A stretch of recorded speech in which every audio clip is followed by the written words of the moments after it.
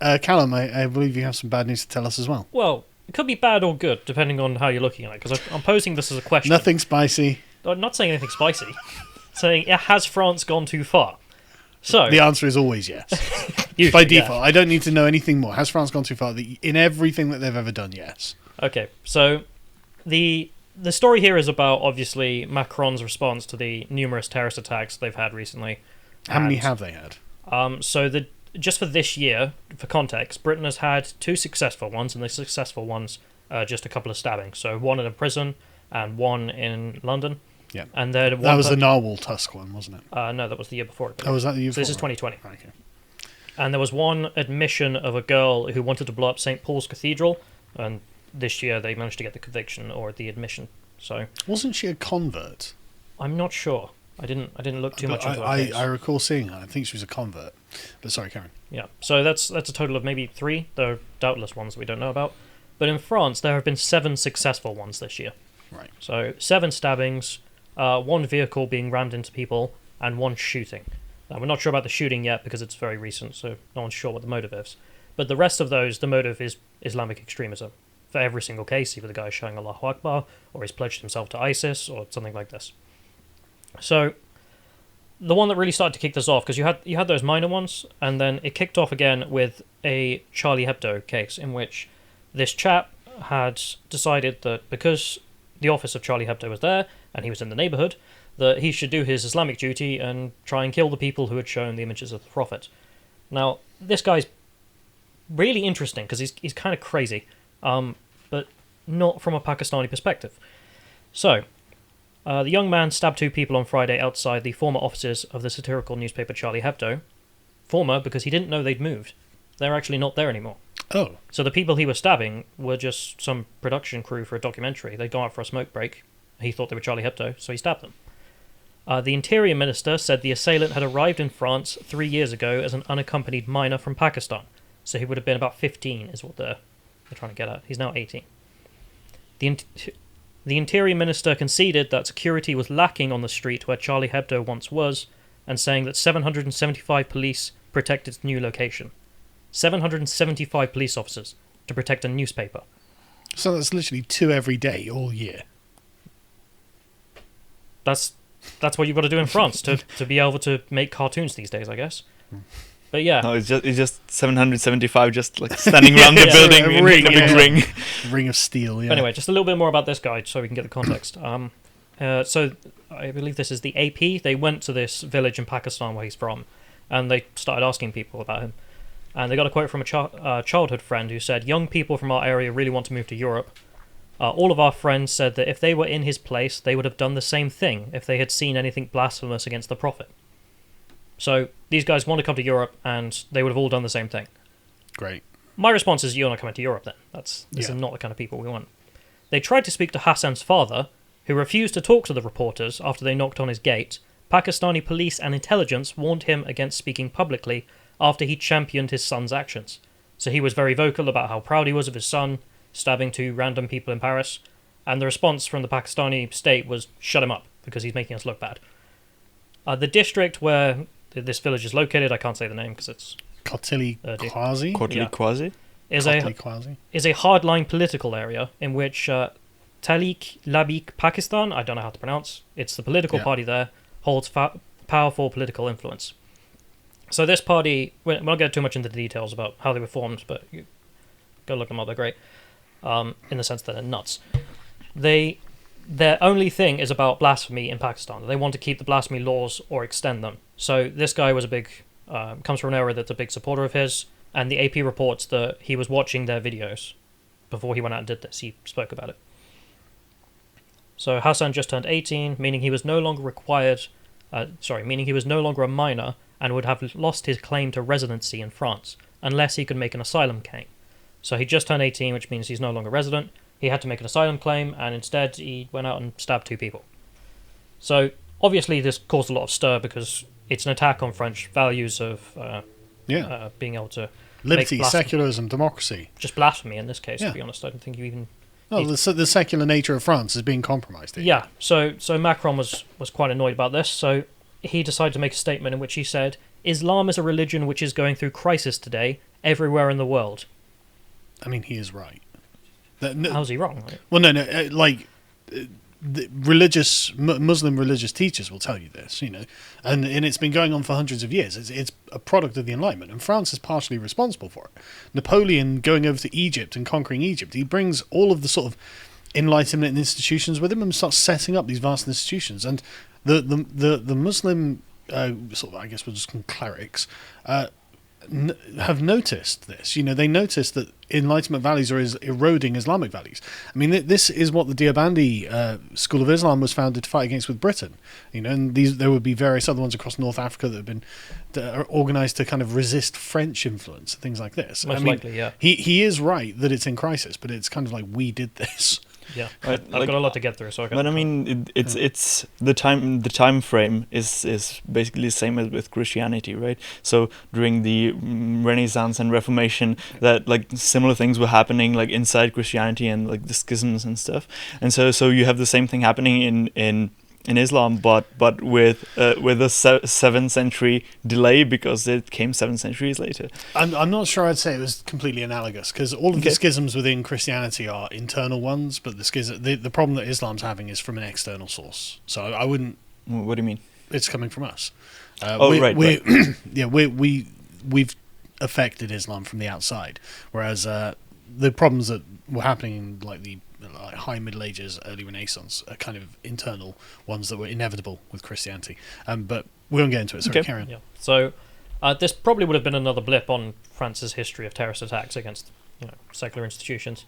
But almost immediately after, there was another attack in which a man had beheaded a teacher for showing these cartoons. Well, this is Samuel Paty, isn't it? Yes. Yeah. So he is a teacher who was giving I think it was either a lecture or some sort of freedom of expression. And his example of how freedom of expression is used in France was the Charlie Hebdo cartoons to say, look, we allow this, this is part of French culture, all the rest of it.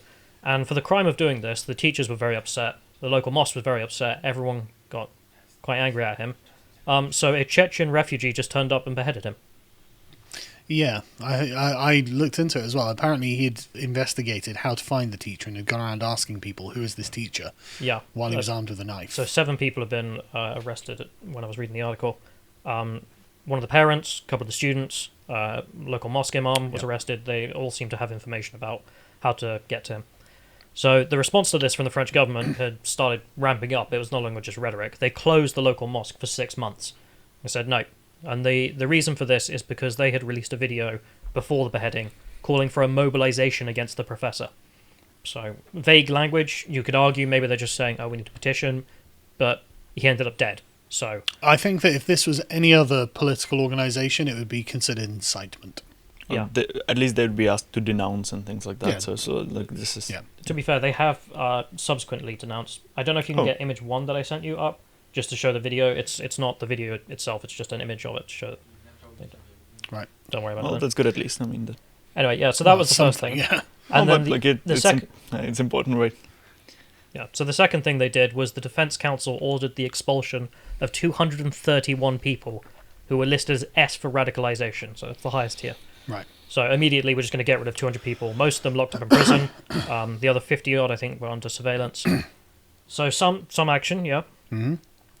And then it gets a bit weird, because the Interior Minister decided that he'd go after some non-governmental organisations, and his wording here is, I'm going to propose the dissolution of CCIF, Collective Against Islamophobia in France, and Baqarah City, organisations that are enemies of the Republic. So the allegation here is they have ties to the Muslim Brotherhood, and therefore they're promoting Islamism. To be honest, I can believe it. I can believe that that's what's going on, but it does sound funny him calling Collective Against Islamophobia in France an enemy of the Republic. Like, the British equivalent would be, I don't know, like Priti Patel coming out and saying Hope Not Hate is an enemy of the Republic and we must crush them. Enemy of the monarchy. Yeah, but, I mean, enemy of Her Majesty. Well, they are. I mean, they're communist revolutionaries. Yeah. So their head researcher actually used to be a member of the British Communist Party. I know. Yeah, they are actually enemies of the monarchy. Yeah. So, pretty Mona put that bill to use now you've got it. So Macron's joke, obviously. Macron's response to this second attack was to call Simon a hero, silent hero, and that we will not give up our cartoons, which irritated a lot of... This is the story that started to... This is the hill we'll die on. Our ability to draw cartoons. Yeah. I don't know if you can get that Reddit link up in the document.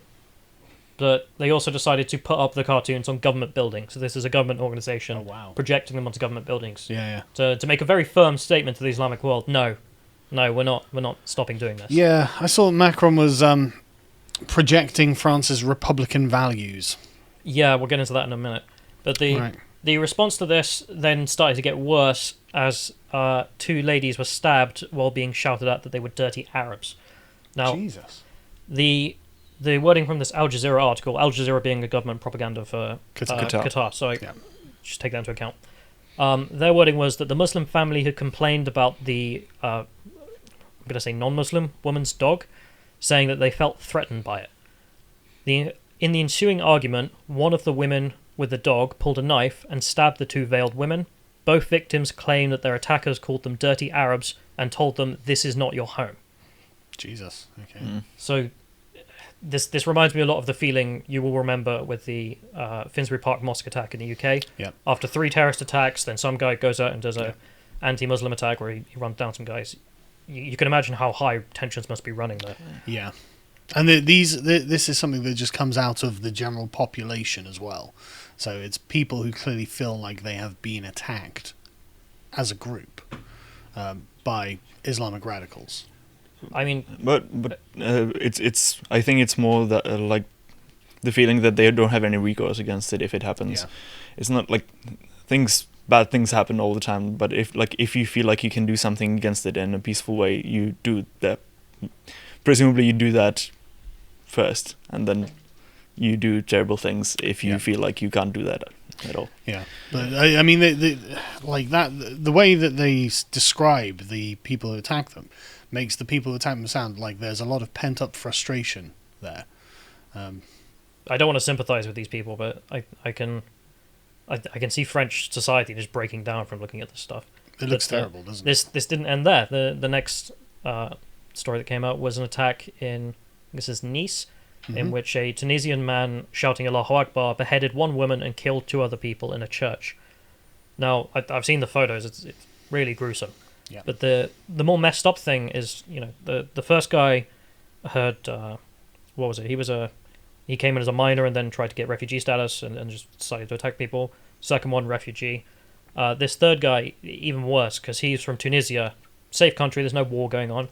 He decided he would get a better life in Europe. And he went through Lampedusa, which anyone who's read Douglas Murray's Strange Death of Europe will recognise is the drop-off point for a lot of migrants to get into Europe. After being there for a little while, they told him he had no right to be in Europe and must return home, but it's voluntary. They don't come and force you, so no, I'm not going to. So then he went up to France, and my understanding is he was in France for a very small amount of time, went to pray, and then went out and just beheaded 3 people, which... And the important thing as well, I think, to note is that he targeted a church, didn't he? Yeah, he went to a church to behead these people. He was also carrying a Quran on him at the time, shouting Allahu Akbar. So, I mean... Nothing to do with Islam, then. I think this might have been the one where you made a video where Sky News was saying his motives were not yet known. I don't know how more clear you want it, but... No, this is actually quite interesting because in many Muslim countries, if you do like polls or if you take information, like official information, they're often more kind of profiled against atheism and atheists because they see Christianity as something wrong, something misleading or something like that. Or heresy. Exactly, but they say it's as like a wrong branch of the religion, which is still like more or less okay or like less bad.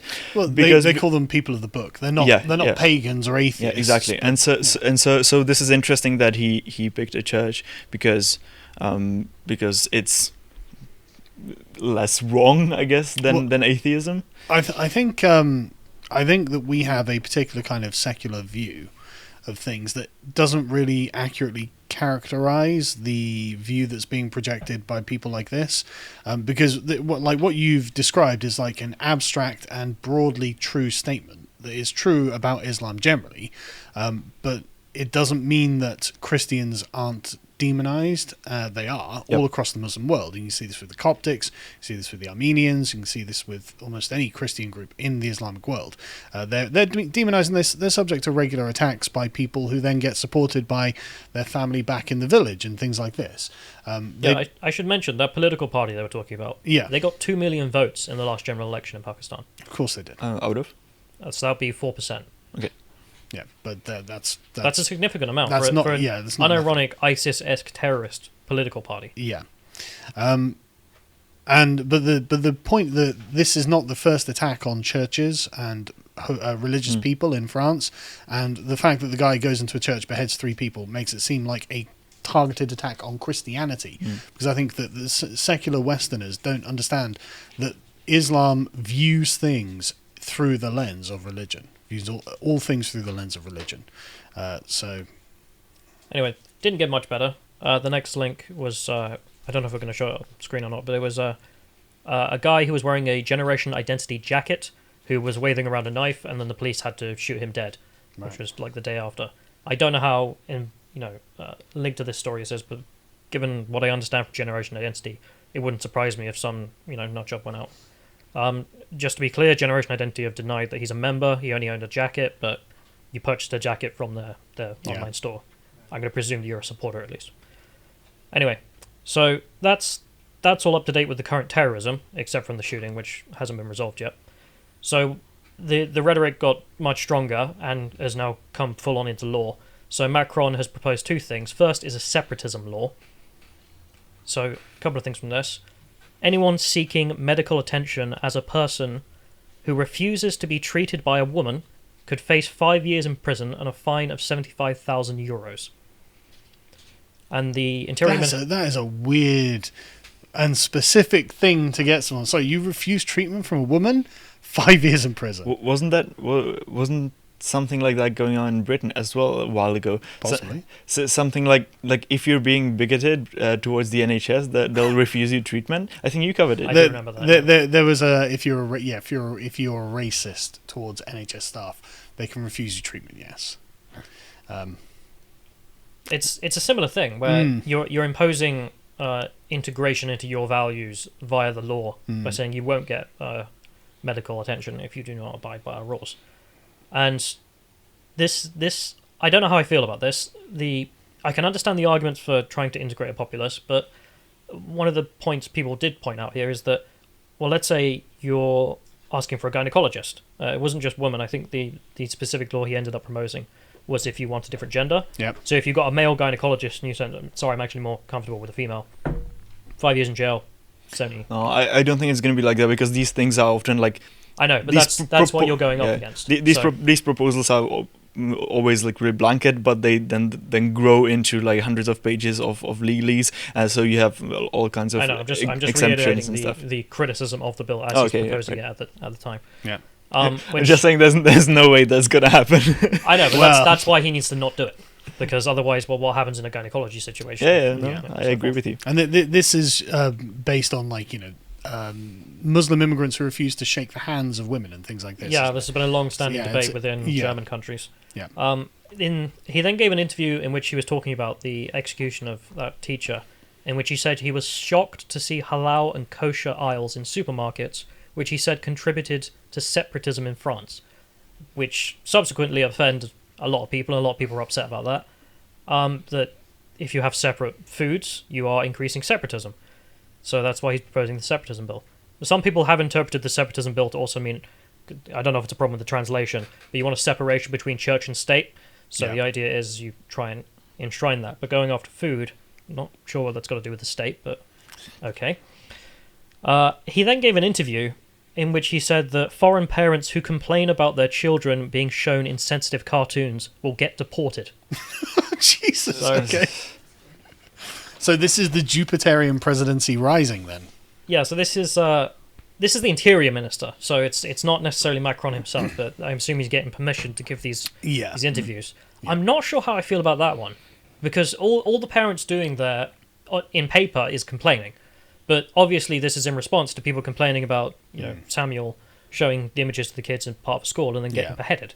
So I can see where it's coming from, but if you're going to criminalise people complaining about the teaching, Not a good idea. Seems dramatically different in France, though, as to here. It's in French, so we're not going to play it because it's all in frog language. Mad.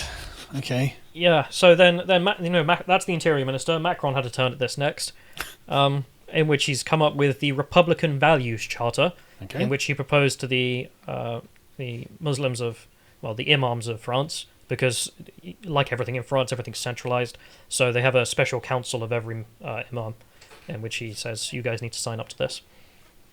So, 2 principles will be inscribed in black and white in the charter: the rejection of political Islam and any foreign interference.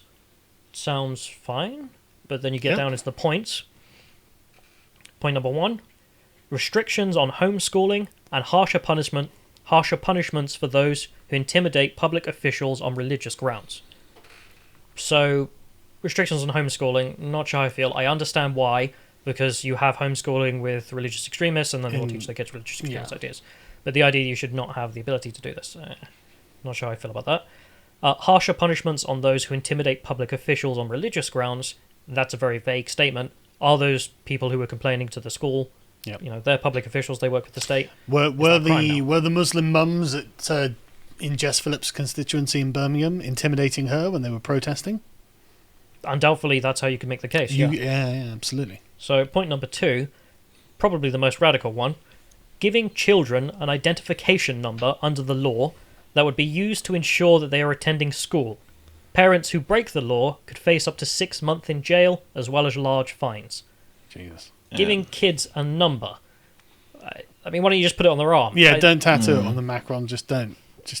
Yeah, very weird. We don't need to make this comparison. Many people will, which is good. Yeah, not going to age well. Yep. Point number 3, a ban on sharing the personal information of a person in a way that allows them to be located by people who want to harm them. So doxing. Yeah. That one sounds alright to me, because that's already law, right? Like laws against doxing are. I don't know actually. But this is a charter being proposed to the imam. Yeah. So right, because the point is, the imam who was arrested in that mosque that was shut down is being accused of the one who gave that Chechen the information of where to find Samuel, who then went out and beheaded him. So if he's saying to the imams, I don't care what offends you, you cannot give the information about people who offend you, because the people you give this information to will go and kill them. So that one sounds fine to me. The other 2 less so. So the question being, as I started, was, has France gone too far? Is this way too much, to the point that this doesn't look like liberalism, it looks like some kind of authoritarian state? And a lot of Muslims are obviously upset about this, the idea that their kids are going to have numbers. Yeah. I'd be annoyed. So I've got some sympathy.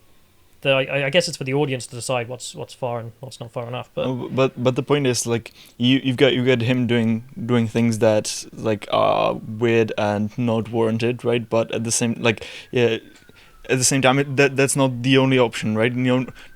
It's not like going too far. It's going in the wrong way. So like, it's not the only thing that he could have done. So he could have come up, I don't know, like we just started talking about this, but he could have come up with something that is not tyrannical but also deals with the problem. Well, that's one of the interesting things about France, because they've been dealing with this problem for a long time, and they've come up with a lot of different measures, and I think they're at the end of their rope. They've also been tyrannical for a long time. Yeah, absolutely. John, can you use the Google link drive I just sent you instead of that tweet? There's a video in there I want to show. But I mean, I don't know. What do you? I assume you think this is too far, at least. Obviously, I don't want the government giving children numbers and then requiring them to be somewhere at a specific time, or else you get fined and go to jail or whatever.